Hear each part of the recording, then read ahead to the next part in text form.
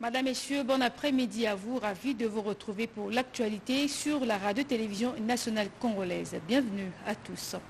Nous connaissons la CAN, la Coupe d'Afrique des Nations, et maintenant nous allons connaître la CAN scolaire.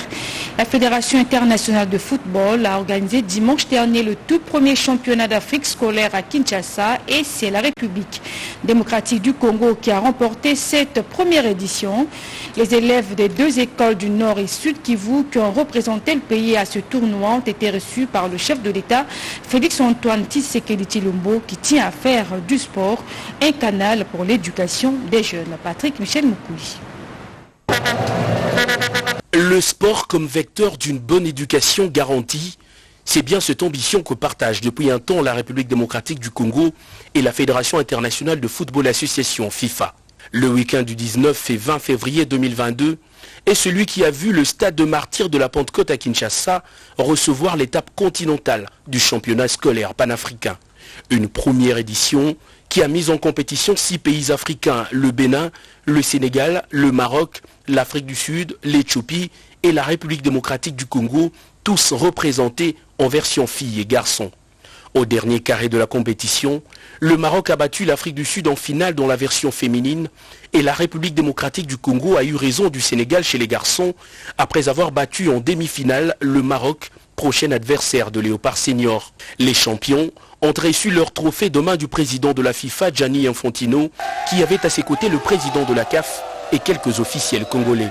Pour encourager ses écoliers, le chef de l'État a invité ce lundi en son cabinet les 2 représentants du pays, les champions continentales du complexe scolaire Horizon du Sud Kivu et les filles de l'Institut Uwezo du Nord Kivu. Félix-Antoine Tshisekedi a, dans un élan familial, échangé et pris 2 photos souvenirs avec ses élèves qui, grâce à ce tournoi, ont appris à maîtriser la saveur d'une victoire et le choc de la défaite. Bukavu, Goma, des villes qu'affectionne particulièrement la première dame de la République dans sa lutte contre les violences basées sur les genres. Invitée par le chef de l'État, la première dame Denise Diakirou Tshisekedi va elle aussi partager ce moment de joie avec ses athlètes. N'eût été cette terre-là que j'ai et la discipline qu'on m'apprend à mon école, je ne pouvais pas arriver ici, mais grâce à mon talent, je suis arrivé ici et aujourd'hui, je viens de voir le président de la République. Quand je les ai vus, je me suis sentie trop heureuse parce que j'aurais jamais espéré que je le verrais un jour dans ma vie. La compétition vraiment nous a éduqués en comparé à notre football d'ici et d'ailleurs le football féminin ici vraiment est très délaissé par rapport aux autres. J'aimerais que les autorités améliorent nos conditions d'entraînement, de nous faire même des équipements et aussi améliorer les états des terrains. Cette première édition du championnat scolaire panafricain a été facilitée par la République démocratique du Congo qui, par la vision de son président, tient à garantir, et ce par tous les moyens, une meilleure éducation aux enfants congolais. L'éducation par le sport dans toutes les disciplines, y compris le basket sur fauteuil. Bien avant les écoliers champions, les léopards de basket sur fauteuil version masculine et féminine ont eux aussi reçu les encouragements du chef de l'État à qui ils ont présenté leur médaille de bronze remportée récemment pour les comptes des éliminatoires de la Coupe du Monde de la discipline. Cette équipe composée de jeunes vivant avec handicap a reçu les assurances du président de la République pour un suivi permanent de leurs besoins. Le sport, la jeunesse et l'éducation, les mots-clés d'une vision pour un nouveau Congo prôné par le chef de l'État, Félix-Antoine Tshisekedi Tshilombo. Les États-Unis d'Amérique construisent un partenariat solide avec la République démocratique du Congo. Voilà qui justifie les échanges entre la sous-secrétaire d'État américaine avec le président de la République, Félix-Antoine Tshisekedi Tshilombo, sur les questions environnementales, l'enjeu de la conservation de la biodiversité et la préservation de forêts. The beauty and the amazing possibilities here. Et donc je venais de rencontrer son Excellence Monsieur le Président de la République. Ça a été une expérience très intéressante. Le Président c'est un partenaire et un ami du gouvernement américain. Il a eu l'occasion de rencontrer le vice-président américain ainsi que le président américain. Donc ça a été un plaisir de les rencontrer aujourd'hui. Nous avons parlé essentiellement de la paix et la prospérité et aussi des questions de conservation de l'environnement.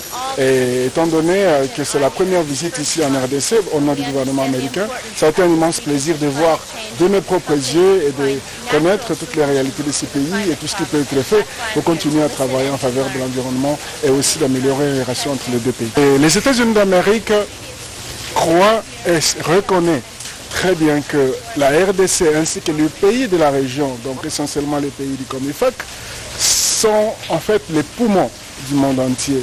Et donc c'est important que nous puissions reconnaître cela. Et nous sommes ici essentiellement pour apprendre et mieux comprendre la situation pour savoir qu'est-ce qui peut être fait à ce sujet. Voilà, nous continuons à bâtir ces relations entre les États-Unis d'Amérique et la RDC.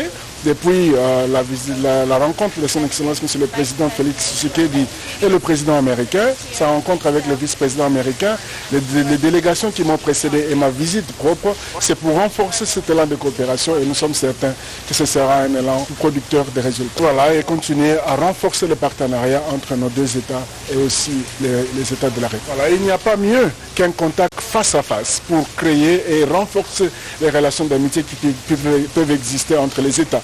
Donc je suis très reconnaissant au chef de l'État qui m'a accordé cette audience et donc nous avons hâte de continuer à renforcer notre relation de collaboration. Et tout naturellement, il faut aider ces populations qui vivent autour de la forêt, dans la forêt, qui vivent avec et de la forêt, à pouvoir vivre une meilleure vie. Et ici en particulier en RDC, parce que c'est là que nous trouvons ces populations. Et donc nous sommes là pour créer cet élan de collaboration et s'assurer que nous sommes au service de la population.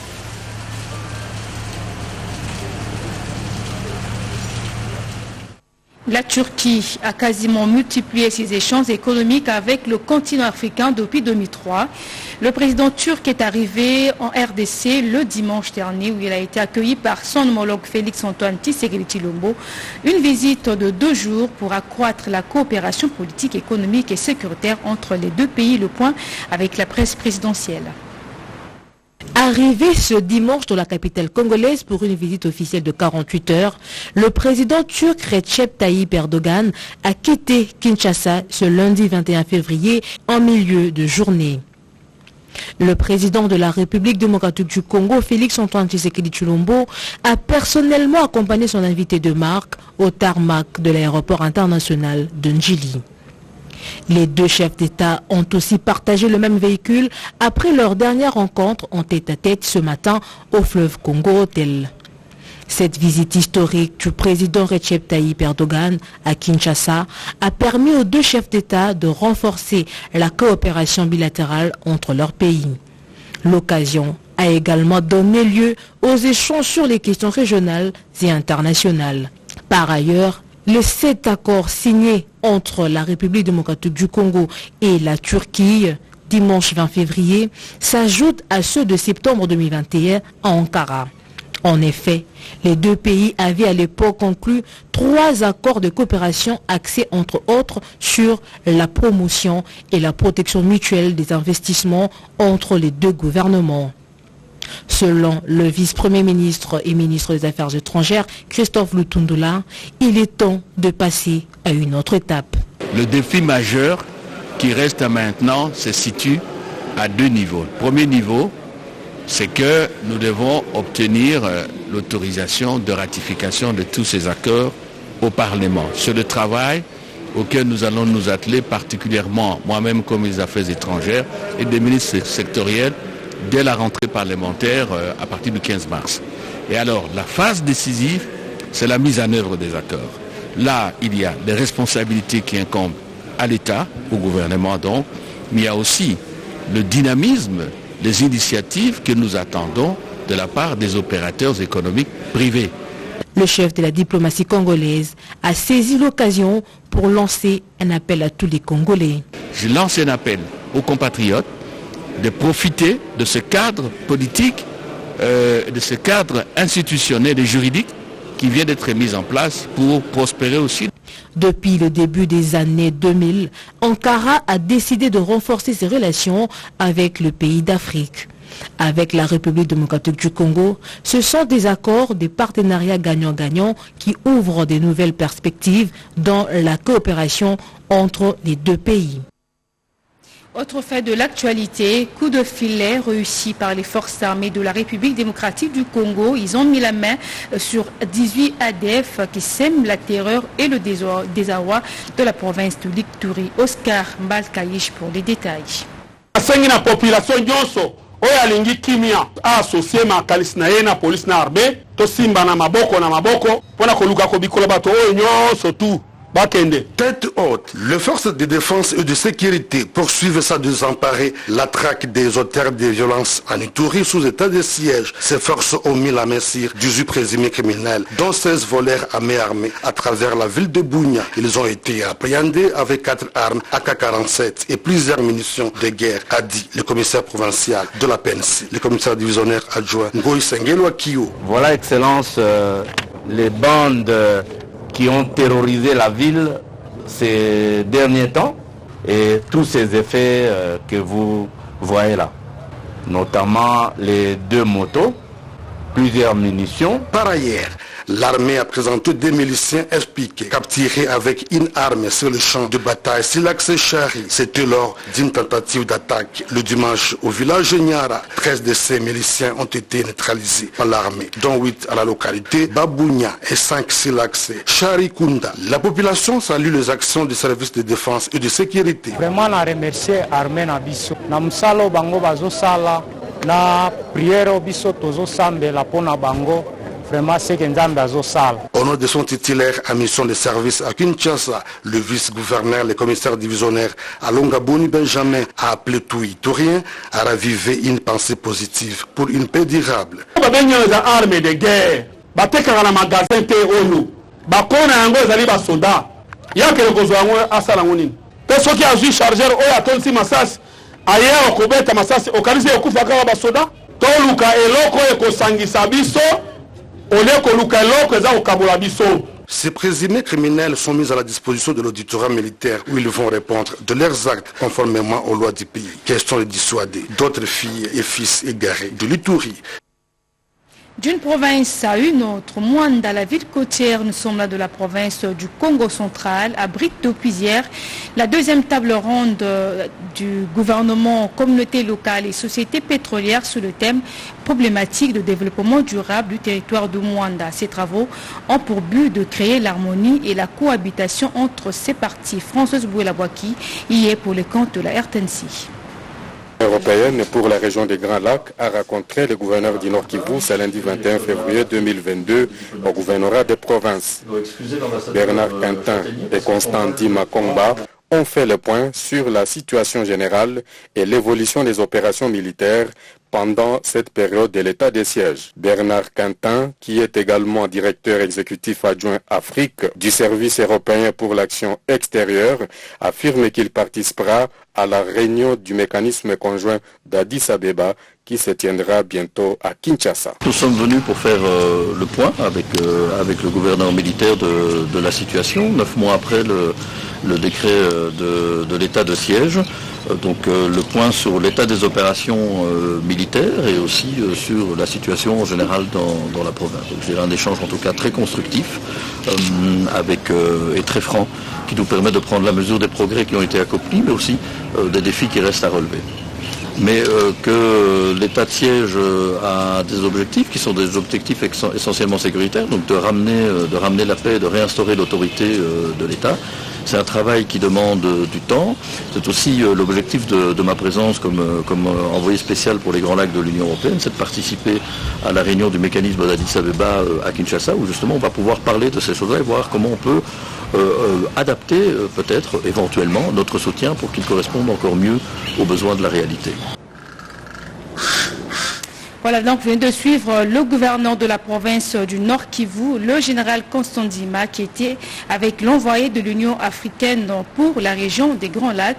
Ils ont débattu sur plusieurs sujets d'intérêt communautaire. D'une province à une autre, la ville côtière de Mwanda, nous sommes là de la province du Congo central, abrite depuis hier la 2e table ronde de gouvernement, communauté locale et sociétés pétrolières sous le thème problématique de développement durable du territoire de Mwanda. Ces travaux ont pour but de créer l'harmonie et la cohabitation entre ces parties. Françoise Bouelabouaki y est pour le compte de la RTNC. Les eaux sont tranquilles sur une ville en agitation. Les autochtones sont souvent frustrés. Depuis 2012, date de la tenue de la première table ronde, les rapports entre les communautés locales et les sociétés pétrolières sont souvent en dents de scie.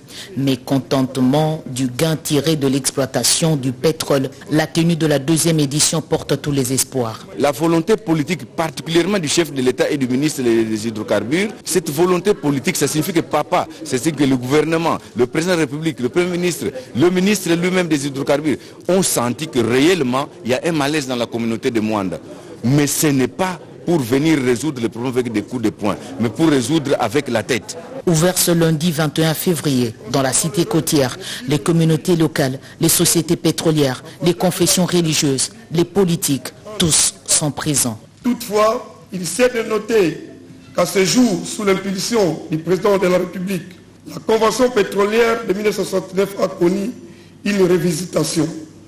Dans ces clauses, dans le souci de protéger davantage les droits des communautés locales face aux conflits chroniques constatés dans les différents sites de la zone d'exploitation pétrolière, opposant d'une part les sociétés d'exploitation pétrolière aux communautés locales et d'autre part ces dernières entre elles. Le tableau peint par Justin Louemba, gouverneur du Congo central, correspond à la réalité vite reconnue. Il a tout dit. Ce sont des réalités qui se font. Donc moi, j'appuie son discours. Et je suis très ravi de joie. Je ne m'attendais pas que nos hydratants arrivent jusqu'au niveau du gouvernement. À partir de ce maintenant, j'ai compris que nos hydratants, nos revendications arrivent jusqu'au niveau du gouvernement.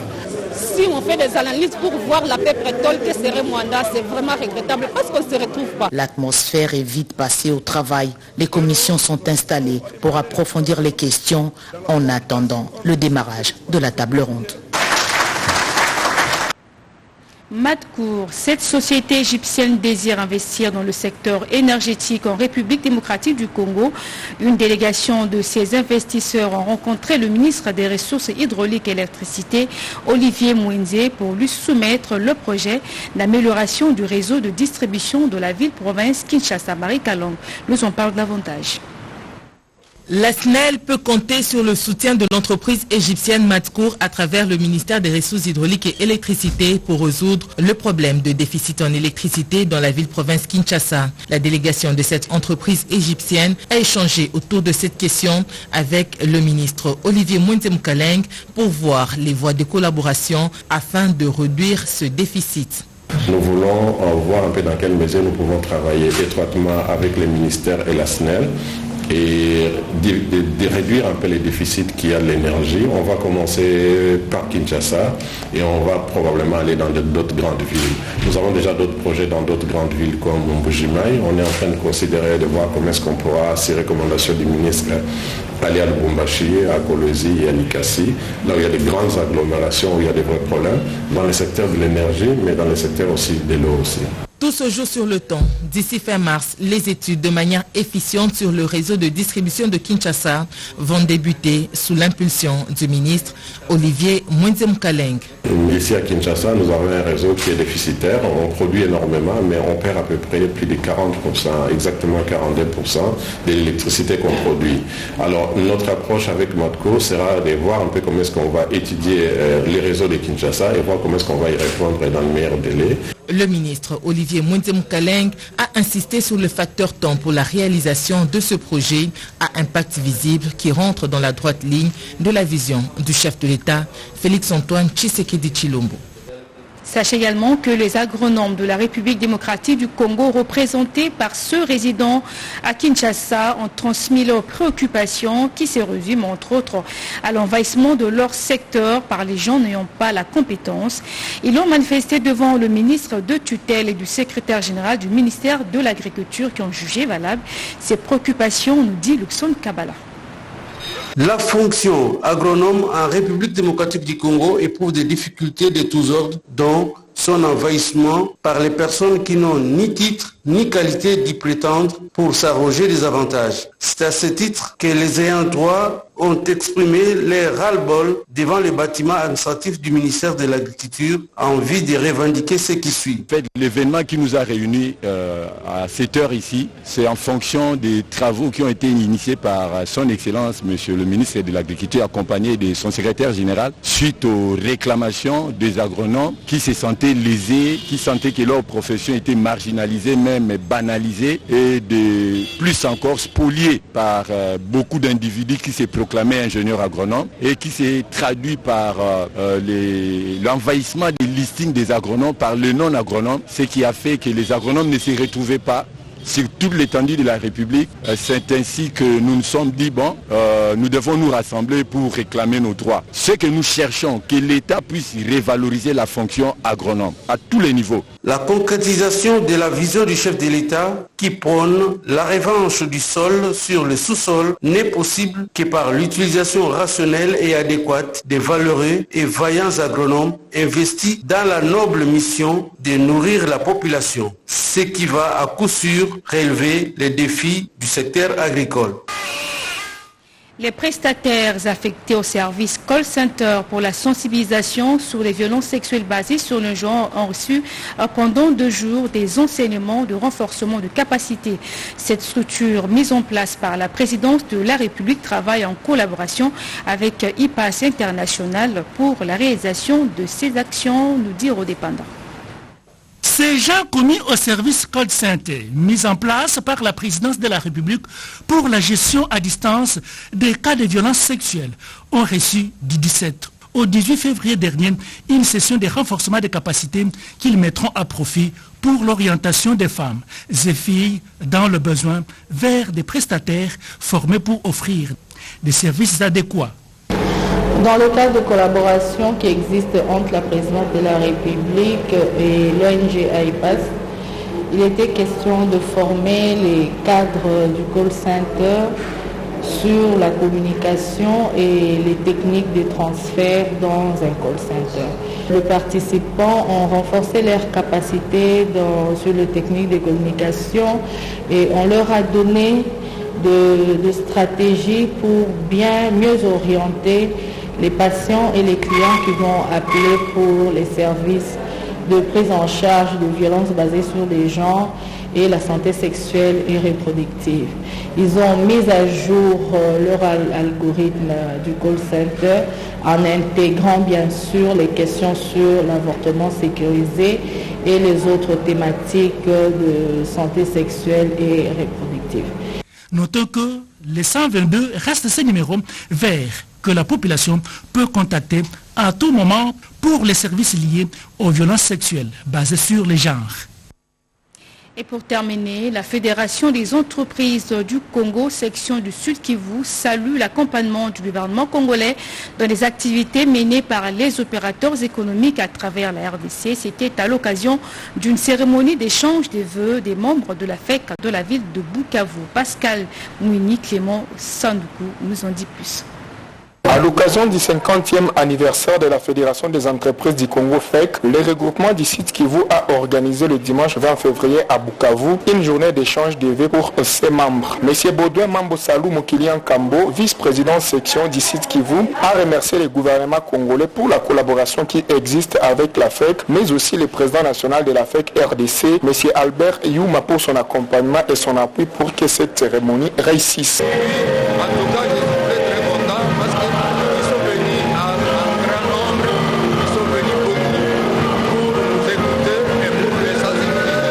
Deux anciens présidents de la Fédération des entreprises du Congo FEC Site Kivu, Ousmane Chubagala Chinja et Olive Modekereza Namegabe, présents dans la salle Bodega, ont reçu des brevets d'honneur et certaines sociétés industrielles locales ont reçu aussi des brevets et de mérite.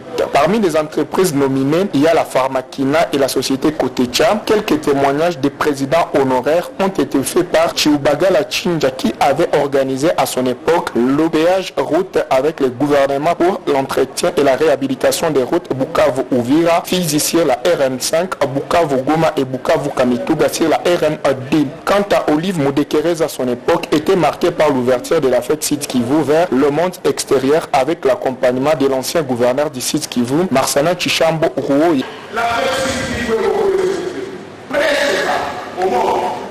J'ai fait 5 voyages au sommet des chefs d'État. La FEC invite tous les opérateurs économiques du Sud Kivu, tout secteur confondu, à se joindre à elle pour réussir le pari d'assurer le bonheur de la population du Sud Kivu à travers leur production. Juste après ce journal, vous suivrez la page magazine consacrée à la situation malsaine au sein du Palou. Fin donc de cette édition réalisée par Nono Mansekou Ramadapoki. Merci de votre fidélité. Excellent bon après-midi à vous. À demain.